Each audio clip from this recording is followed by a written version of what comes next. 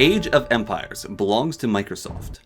Minecraft belongs to Microsoft. Microsoft added Minecraft things to Age of Empires. Modders added Age of Empires to Minecraft. Sometimes mods are cool. They do really neat things. Watching Crate videos on their trains running blew my mind.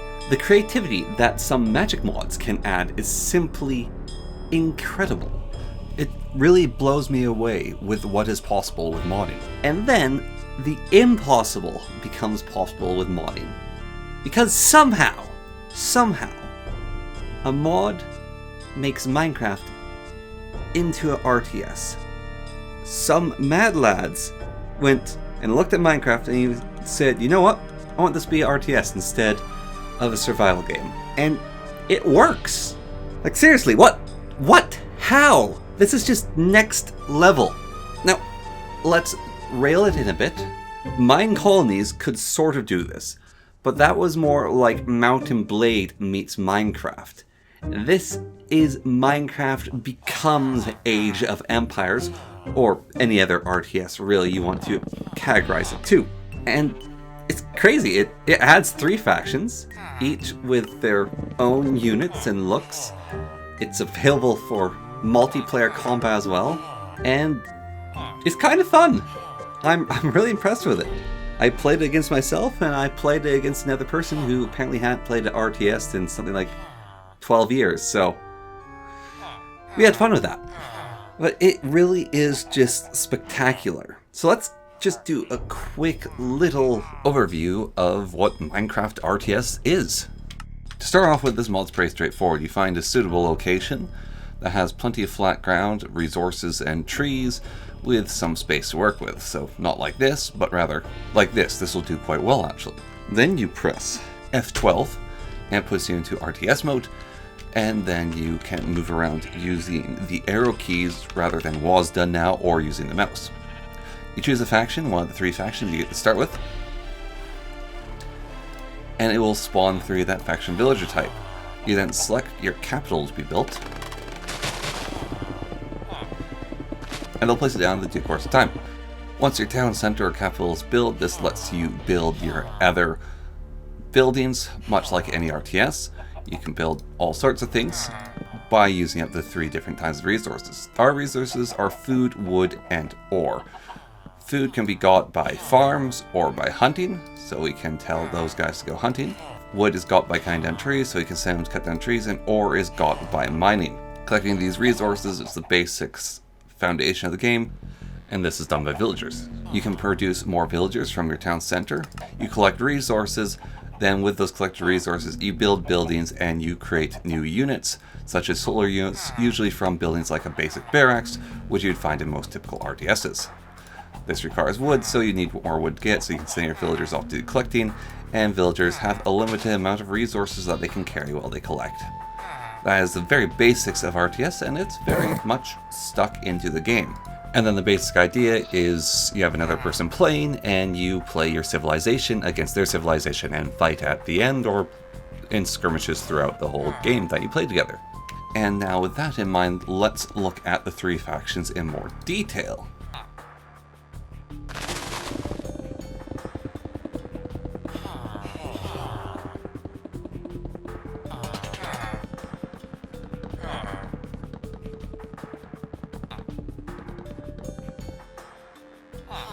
Alright, so to start off with, we've got the Villager faction. The Villager faction I think is the most straightforward of the factions. It's pretty simple to play.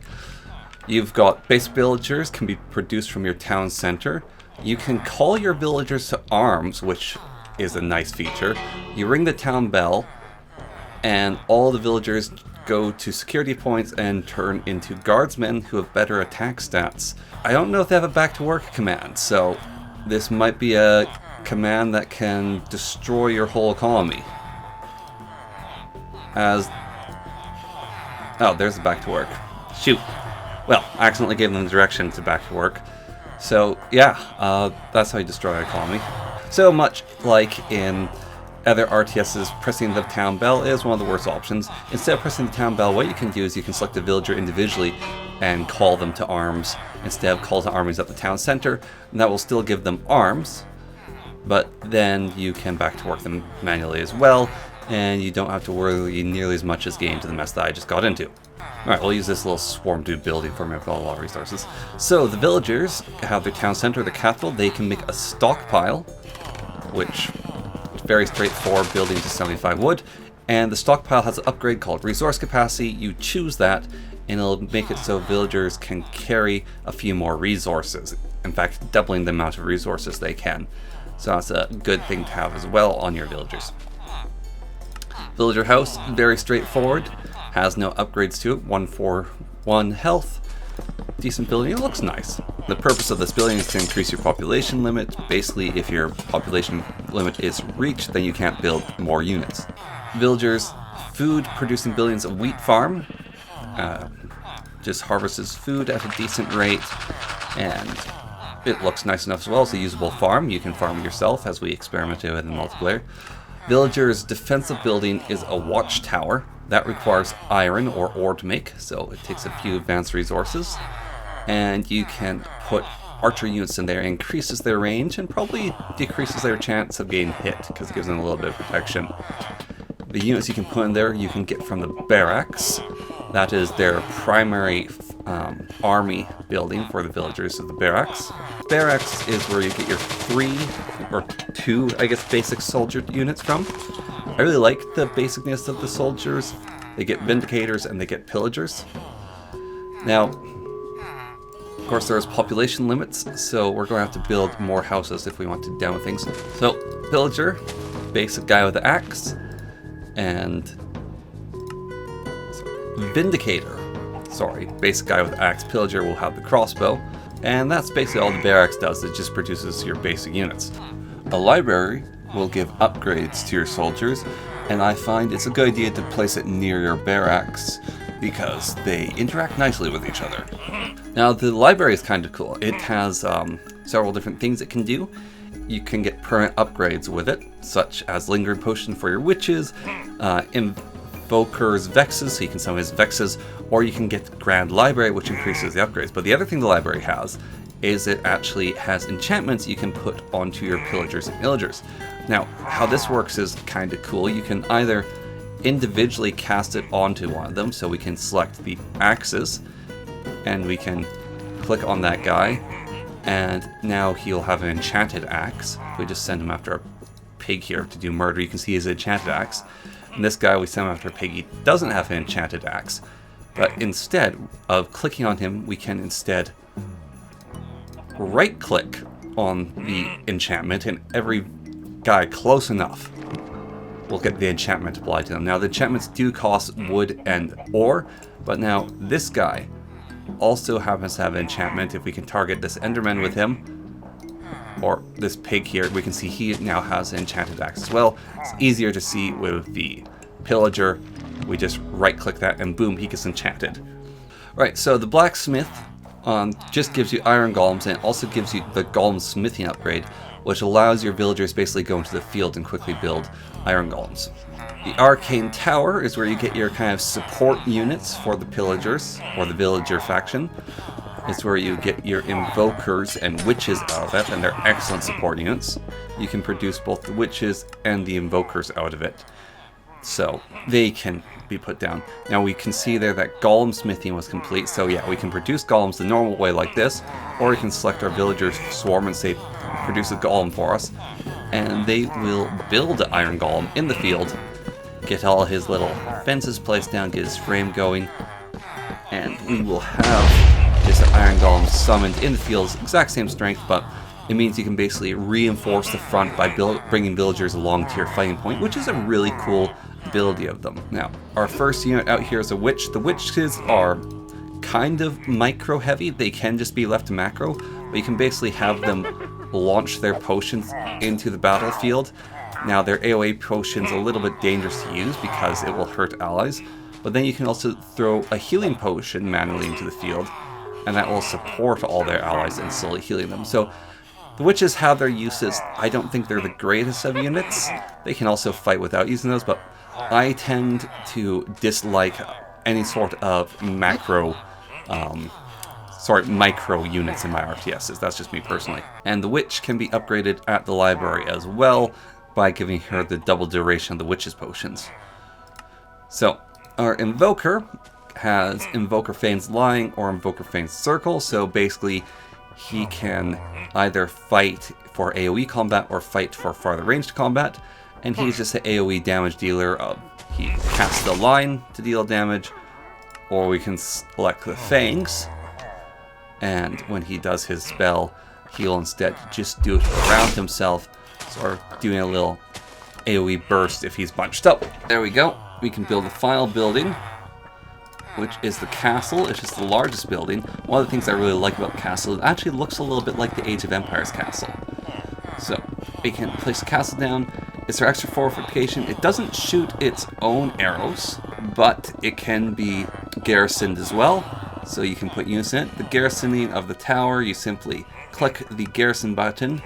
You click on the tower you want them to garrison to, and your units will go up there, and then they'll get increased range and shoot arrows from there.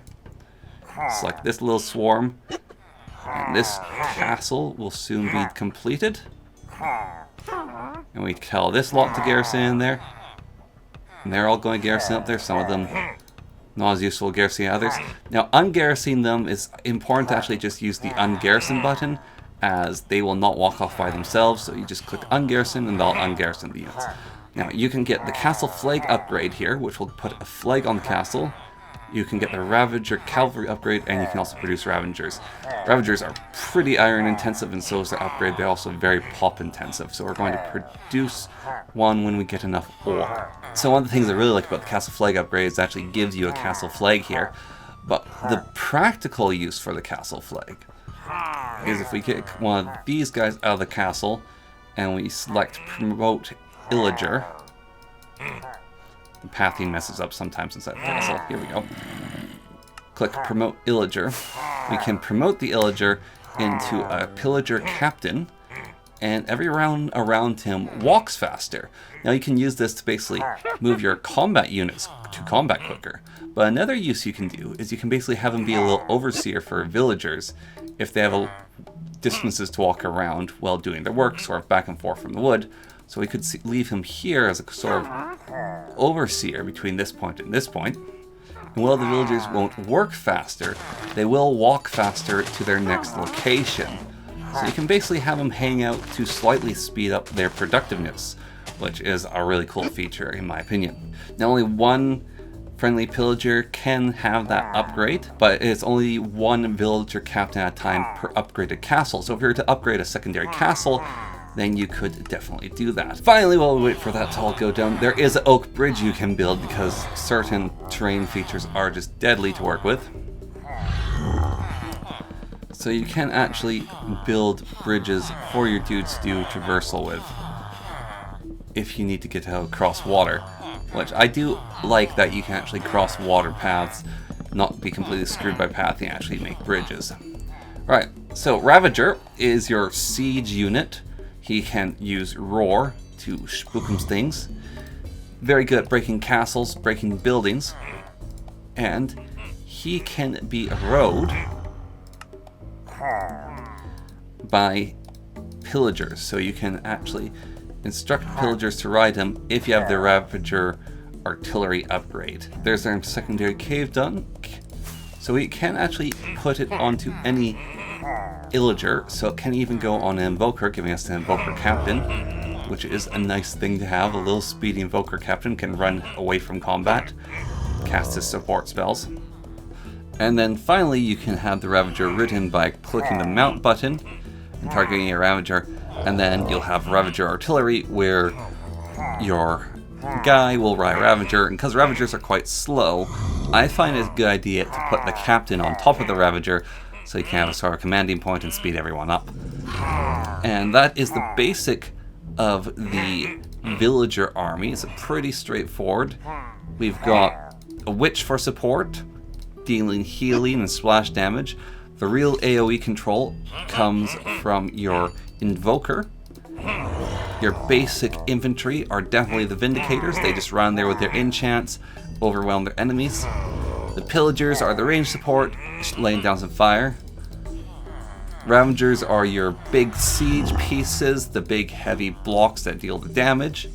They also have a lot of hit points.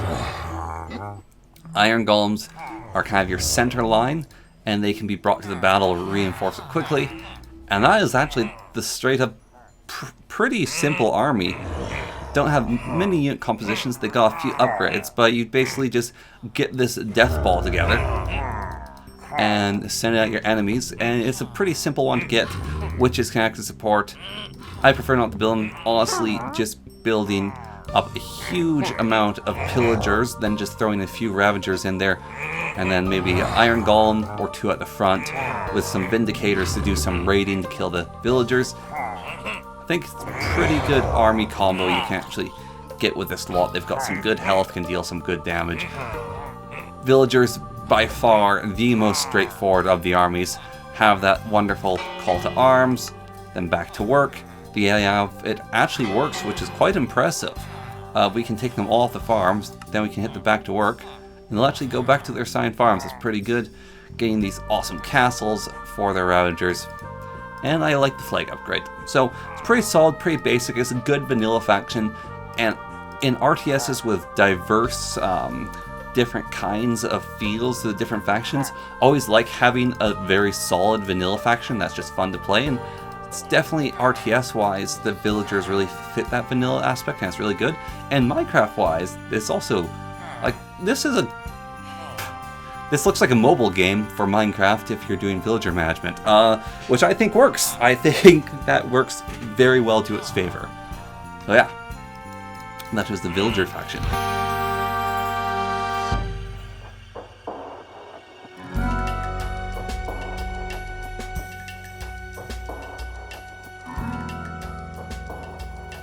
Right, the monster faction, or the undead faction, play a little bit different than the villagers. They have the basic same thing of they have their town center, which is the mausoleum, produces zombie villagers. Zombie villagers can also produce stockpiles, as we can see here. And the zombie villagers have haunted houses, which are their houses. This is a 10-pop house. And they also have pumpkin farms, which are farms that look like they farm a little bit slower. And when you set your farmers to work, they sometimes don't seem like they're working. There we go. That's what was going on there. Yeah, so they got the pumpkin farms instead. Pretty similar at the start. However, you may notice that we have this black ring on the mini-map, and that is our zone of influence. So we can actually enforce perpetual night on the landscape in this ring. Because if it's not nighttime, then the monster faction suffers, so they need these rings at night. Now, for their basic villager, if we have one near the zone of darkness, we can actually send our zombie villagers out into the dark. And you can see they have a movement of 25. When they hit the light, their movement drops down to 17, so they just get a lot slower in the light. So they get a dark watchtower, which is the almost watchtower that can be garrisoned with ranged units. So pretty similar in some ways, not similar in other ways. So we got the dark watchtower. But we do need units for our Dark Watchtower, so the basic building for the undead is the graveyard. So we can drop ourselves a graveyard nice and quick here. Alright, there's our complete graveyard, and you can actually see our graveyard has husks, drowned, and strays in it, as well as zombies and skeletons. So we can produce both zombies and skeletons, and it even tells us here that they will burn under sunlight. We can see the husk won't, that's the husk special ability. And so basically, if we build a laboratory, which is our next building, we can apparently get upgrades for undead. So if we just take our 40 health zombie here, and just throw him out in the sunlight, he will combust. So we're just going to take him back into the darkness, and we're going to give him an attack order versus that cow. And then we have the skeleton here. This is our range support unit. With that cow dead, you can actually see our zombie picked up food from killing that cow. So you can actually send your zombies off hunting. Right, here's our lavatory. Our lavatory, we can get unit upgrades. So we can choose to create husks, we can make drowns, we can make strays. So transfer all your zombies into drown, which zombify villagers and piglins after killing them. Or you can make husks, which are immune to sunlight, meaning that we don't have to wait for time to go to nighttime to attack. We can just attack at night. We're going to make the dungeon now. The dungeon is a fierce cage made for creating creepers. So, dungeon, nice, simple, quick. We put our dungeon down. This is our creeper billions, explosive monster that's used to blow up billions. So this is basically our siege creature that can move under sunlight, if not slower. And this is basically like a petard from Age of Empires. This is a petard unit that only the dungeon faction gets. The creeper is faction appropriate. Create a husk, and we can create a drowned. And we can also get upgrade for sticky webbing, which lets our spiders cast spider webs. And we can get a lightning rod upgrade if we have enough iron. So the next building we're going to make is the spider lair. Spider lair will give us access to spiders. A silken cave up to grow spiders, both large and poisonous. Our creepers, we can actually just tell them to go explode, and then they will blow up. So we'll just send one over here next to this cow, and we will go kaboom, and it will kill the cow. So we can produce two different kinds of spiders. Spider lair, we can produce spiders and poisonous spiders. So just drop some poisonous spiders. And we will build the final building as well while we wait, because we've got enough resources, which is a stronghold. Now the stronghold is your big offensive tower, like the castle, but it also extends your zone of influence. So this darkness goes out further. So we're going to drop our castle next to the spider lair. And this will extend the range of this bubble of darkness, so we don't have to wait for nighttime to do our shenanigans. Now, it is night out, so we can just go about freely, but if we want to make it always night with our time to store zone, then we'll drop a stronghold. Some upgrades take a really long time, don't they? And our zombie has been upgraded to a husk, so now we can produce husks, and we're working on the drowned upgrades, so we will be able to produce drowns, but we don't have basic zombies anymore. We can make husks now, which are immune to sunlight, but that can be shown at this time. And our fortress, our stronghold, is almost complete. And you can see our bubble now has a little bump coming out of it. So our bubble of power is bigger, and we can make wardens as well. Now, one of the other upgrades we can get from the laboratory is we can get spider jockeys and lightning rod. And we can also get silverfish, which is a very powerful upgrade. I recommend getting silverfish because when your billions are destroyed, you basically drop silverfish to help defend. So once their billions are getting damaged, you can basically drop little units to help fight for it. Kind of like Poseidon in Age of Mythology, where whenever you destroy his buildings, little militia come pouring out and they're quite annoying to deal with as they poke you. The stronghold also gives us our warden. That is the uber strong unit for the monster faction. And he is their big head honcho major domo unit. The other two things that they can make, the monster faction, is they can make the spruce bridge. They can also make a skulk catalyst, which spreads skulk nearby enemies, and it also distorts sunlight nearby, and skulk extends the range. So basically, instead of building a big stronghold, you can just drop a skulk catalyst, and that will also just give you a bigger darkness field to play with, so you can spread out further without dealing with the effects of nighttime. Here's a warden. He can sonic boom. And that's his big hard hit. But he can also just mess fools up with his fists. Just give them the smackdown. Very much your top tier major damage unit. Yeah, we can see the skulk little distortion bubble here. We can actually, I believe we can go and delete a unit near the skulk to make the skulk catalyst actually spread for us manually if we want to. I don't know if there's an advantage to spreading skulk, but we can do it. Spread the skulk for me. Blam. Oh yeah, it increases the range of the darkness. Okay, that's cool. I like that as a sort of siege mechanic. Should be getting a few more of our laboratory upgrades. Yeah, so we also now can produce drowned instead, which can infect villagers and piglins after killing them. So that's a good raiding unit at night times to send some drowned. Stat-wise, they are exactly the same. So one's just for infecting, the other's for daylight wanderings. We now also have the spider jockey upgrade.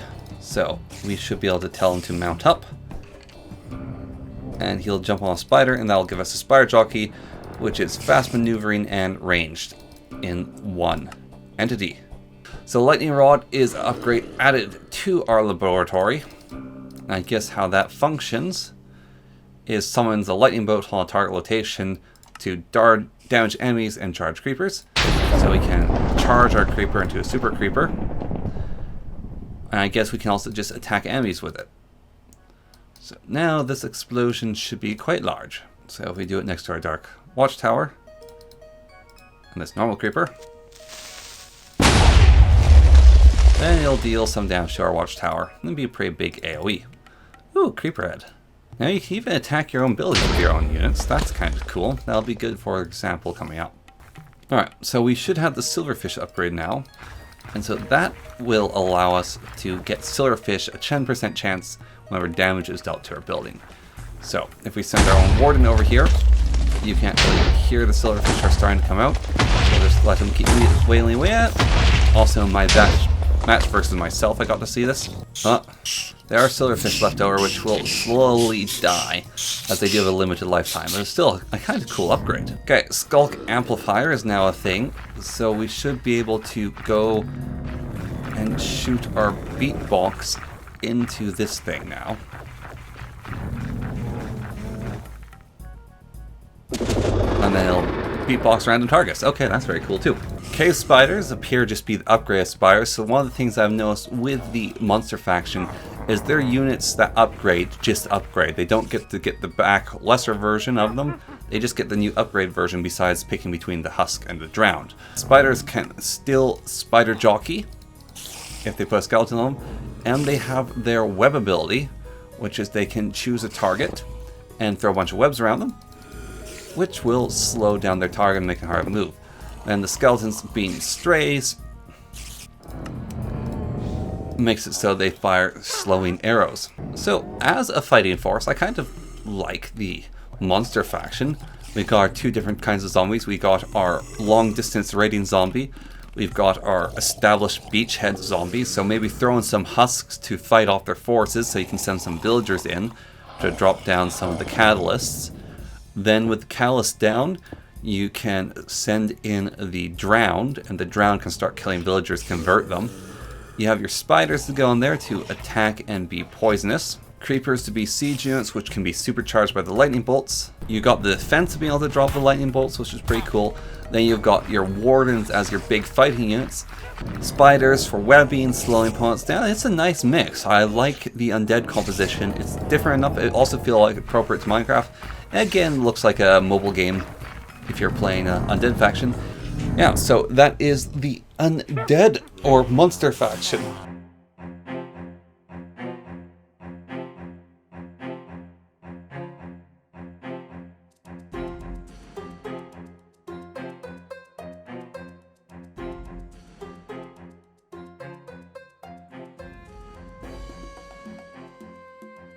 Alright, the Hoglins are definitely the most difficult and different of the three factions you can choose from. They're strange. So they have their basic building, which is their central portal, that's their capital. Then instead of resource depots or houses, they actually just build these portals. Base portal costs 75 wood. Then once constructed, you can choose to turn it into a civilian portal, a military portal, or a transportation portal. Transportation is not unlocked. The civilian portal converts it into a supply of 15, and workers can drop off resources at the locations. So we select civilian, and it's going to change color into this light blue, and it's also going to spread more nether, thus terraforming the landscape a little bit more. And there we go, it's got the blue cores now, and it's a civilian portal, so it's boosted our population, and it's a resource drop-up point where we can get the upgrade for resource capacity as well. Now, we can choose the military portal, and that will then turn into a military installment. Now they also make farms. Farms are very similar. They make netherwort farms to collect their food. And you may notice that the Hoglins can only build their buildings on netherized ground. So the spreading mechanic is definitely a part of their whole game. They can build a bastion, and a bastion is a 4-side barricade that houses headhunter piglins, and it enables you to produce the military portal. We're just going to drop one of those there. Then we can look at our military portal. We can make brutes out of it, and all the other requirements need a few upgrades. So the headhunter requires us to make the bastion. The hoglins require the stable, blazes require the flame sanctuary, wither skeletons require the wither shrine, and a gas requires the fortress. But we can still produce a few brutes at the moment. And once we have the bastion done, we will be able to get the headhunters as well. They're kind of like the undead from Warcraft, having to corrupt the ground to build on it. But we can portal in boys. Get some headhunters too. So stable should enable us to get giant pigs. It's kind of hard to fit in a location there. We'll go drop that there. There's a brute. I feel like the melee guys have kind of similar stats. I'm curious if he can go out into sunlight without getting zombified. Looks like he can, so he doesn't have to spread it, so that's good. They can just invade. Make them kind of weak if they start shivering and got turned into horrible monsters. So it's good that that's the way that works. Now, one of the interesting things is zombified piglins can sometimes come out of your town portal. They don't actually do anything though. You may also notice that these guys don't have the fortification skill that the villagers do. They can't go and grab weapons. So that's a unique to the villagers only. Our grunts are just grunts. There's our stable. Unlocks the stable, which should let us produce these from the military portal. And we can also get an upgrade, which allows headhunters to ride. So we can get our, I guess, brute cavalry unit. The Flame Sanctuary should enable our portals to transport as far. We, I think, need to spread out the portal a bit more. Yeah, there we go. Also drop Flame Sanctuary there. Their buildings are pretty big, but they only need the one of them, then they can just produce everything from portals. So that's the interesting balance. That's something I always consider in RTS balances, with the structure sizes, and a situation like this, how easy they are to place. Oh, the headhunter's got a trident. I don't know why I was expecting him to have a crossbow, but apparently he's a trident thrower. There's our little hoglin boy. Oh, isn't he cute? And I guess once we get the upgrade, he'll be able to ride. Alright, so Wither Shrine. We can snag one in there. Just fit it in there. And this blaze has fire resistance. Your units become immune to fire, tick damage, and magma. Standing directly in fire and lava still causes damage. And allow blazes to fire a single shot that ignites a block in a line. Those are both cool upgrades to get. So we should be able to put this guy on a pig now. If we tell him to mount up. There we go. So now the Hoglin Rider can have a headhunter. We can get both the Wither Skeleton and a Blaze produced as well. We've got the Wither Cloud. Unlocks the ability for skeletons to produce a Wither Cloud. We can make a bridge. And finally, we can make a fortress. The fortress is an impressive looking building. Fortress allows produce gas and garrisons up to 7 units. Fortress doesn't spread corruption along the ground. I was kind of expecting it to. Yeah, we'll produce that there. We've got our Wither Skeleton. He's tall, a lot of health. We've got a Blaze. So yeah, you can definitely mass produce units out of these portals. So that's a nice touch. So our spread the corruption and have a location. You can just drop one of these right by your enemy's base. So you can also quickly have units reinforce your combat. All from one building. So you can produce quite a few of them because they're very cheap. So the military is a very strong one to go with. Lads, let's build that one. I do like the corruption. We're just going to build the gate as well. Just get it ready to make the teleportation gate. Because that's also a cool power to have a teleportation gate. I like how these guys are just sort of invading. Ah, there's our fortress done. So we can get Bloodlust, which unlocks the ability for brutes and hunters to trade light for a temporary boost of movement and speed. And we can get the advanced portal upgrade as well. And from our military portal, should be able to produce gas as well, which are definitely anti-building siege units. So they shoot fireballs at buildings, so that's kind of their deal. I really like their invading the landscape. Their unit selection's okay. The destroying turning things to lava, that's a cool touch. They've got some good upgrades. I feel like they're kind of complicated, but you send out basic brutes probably, and then utilize Blaze's abilities. This is a very ability-heavy army.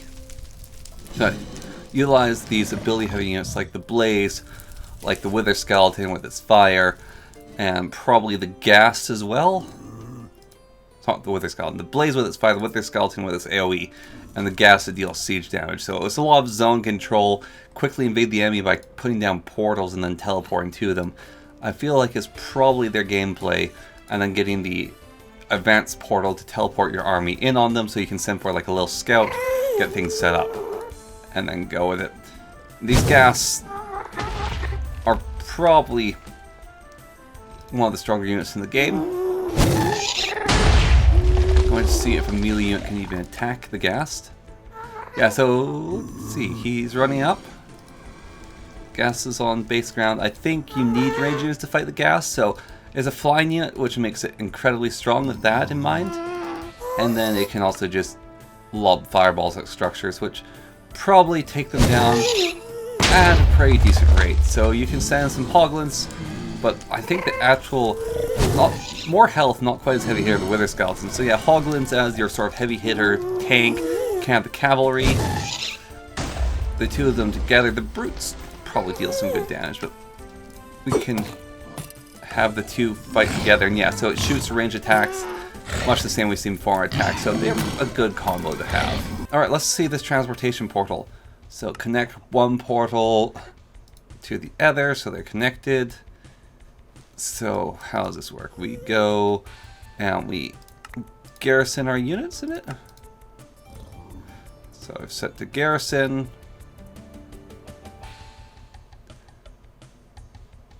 Yeah, they just get teleported on over. That's very cool. I like that. Right, well then, and that was the Hoglin faction, which, well, we got one more. Final research, the Berserk skill.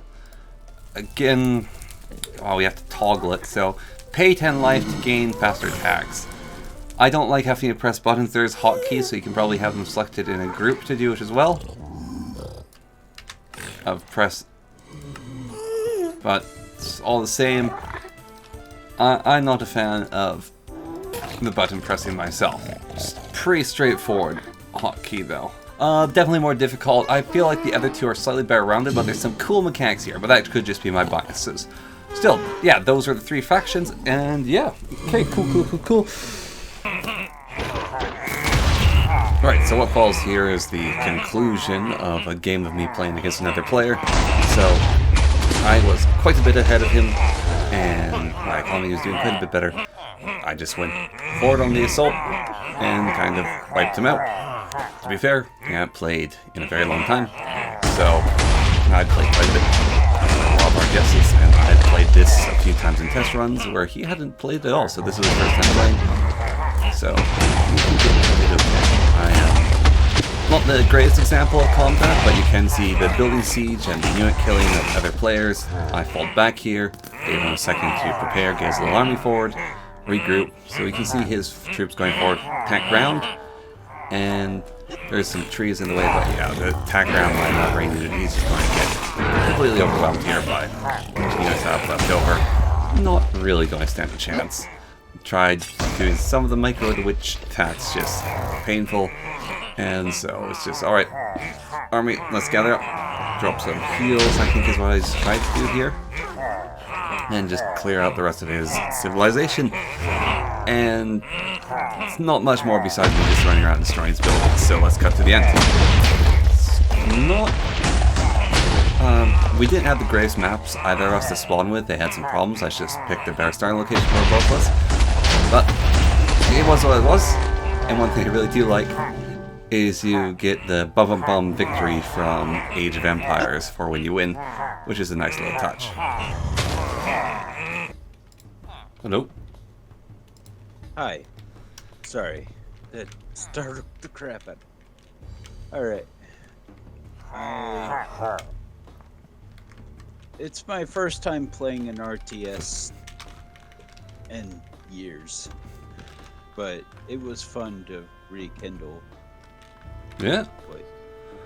Why don't you quickly introduce yourself? You can call me Jack. or Jack Arcades. Yeah, so you just jumped in, played a really buggy RTS with me in Minecraft, which is bizarre. Yeah, it was fun though.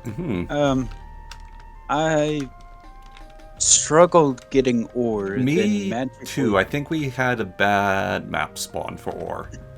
Yeah, it's kind of nice though.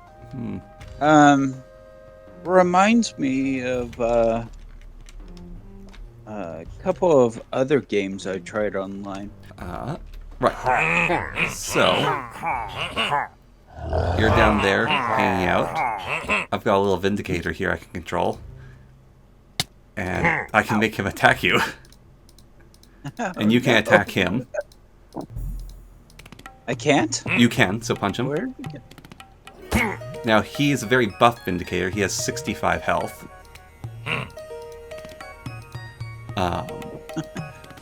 But what I think would be interesting to do with this is you could have 2 players playing the RTS, and then a bunch of other players playing just this regular Minecraft, running around in survival, breaking blocks and trying to interact. What happens if break a block in the stockpile? Interact here? Yeah. Okay. Oh, yeah, you dealt damage to it. Yes, thank you for that. That was very cool. I don't think I'd play this over RTS, but it's cool. It's a thing. Yeah. You could definitely do like a little server thing of having people play along with it.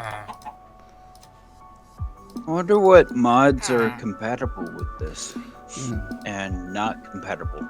Yeah, I'm not certain on that one.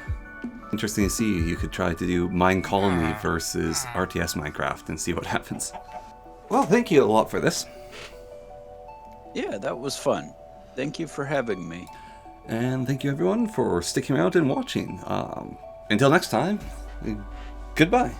Oh yes, thank you Blushfether as well for being a patron. You're awesome, dude. Alright, bye.